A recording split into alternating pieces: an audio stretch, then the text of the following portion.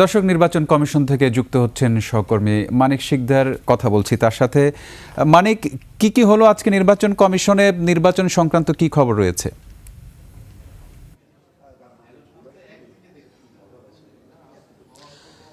রক্তিম, নির্বাচনের আর মাত্র ১৩ দিন বাকি আছে এবং এই ১৩ দিন বাকি থাকা অবস্থায় ইতিমধ্যে আপনি দেখতেই পাচ্ছেন যে মাঠের যে চিত্র, আচরণবিধি নিয়ে নানা রকম প্রশ্ন উঠেছে। বিশেষ করে গতকাল শেরপুরে একটি সভাকে কেন্দ্র করে কিন্তু দুই দলের মধ্যে সংঘর্ষ হয়েছে।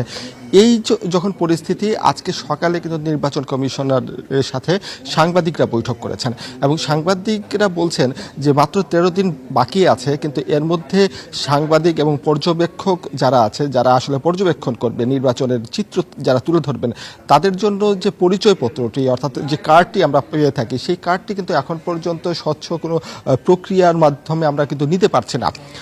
তারা যে অ্যাপসের মাধ্যমে দিয়েছে, একটা অ্যাপস, সেই অ্যাপস নিয়েও কিন্তু প্রশ্ন তুলেছেন সাংবাদিক নেতারা এবং তারা বলছেন যে এই অ্যাপসের মাধ্যমে অনেক জটিলতা কিন্তু দেখা যাচ্ছে। অর্থাৎ এত বছর পর একটা নির্বাচন হচ্ছে, যে নির্বাচন নিয়ে সবার একটা উচ্ছ্বাস আছে এবং ঐতিহাসিক নির্বাচন হতে যাচ্ছে বলে সরকার বারবার বলছে। সেই নির্বাচনে যদি সাংবাদিকরা সহজভাবে যদি তাদের সংবাদ সংগ্রহ করতে না পারেন, তাহলে সেই নির্বাচনটা আসলে কতটুকু বৈধতা পায়, এ নিয়েও তারা কিন্তু প্রশ্ন তুলেছেন।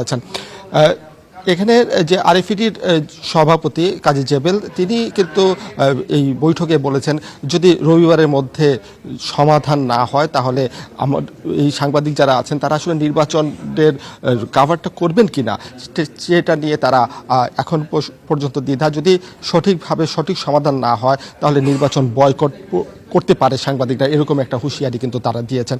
এছাড়া আজকে আরও দুটি সভা আছে, কমিশন সভা, এবং এই সভায় মূলত আলোচনা হচ্ছে আইন শৃঙ্খলা পরিস্থিতি এবং আচরণবিধি নিয়ে এবং সার্বিক যে ব্যবস্থাপনা এবং যে সাংবাদিকদের যে কার্ড সহ অন্যান্য যে প্রিন্টিং বা প্রেসের যে বিষয়গুলো আছে, সেই বিষয় নিয়েও কিন্তু আলোচনা হচ্ছে বলে আমরা বিভিন্ন সূত্রে খবর পেয়েছি। যদি ইসি সচিব বা নির্বাচন কমিশনার পক্ষ থেকে আমাদেরকে আনুষ্ঠানিকভাবে ব্রিফিং করে, তাহলে হয়তো পরবর্তীতে আরো বিস্তারিত জানাতে পারবো। তো রক্তিম, এই ছিল আমার কাছে এখানে থাকা সর্বশেষ তথ্য। অজস্র ধন্যবাদ মানিক।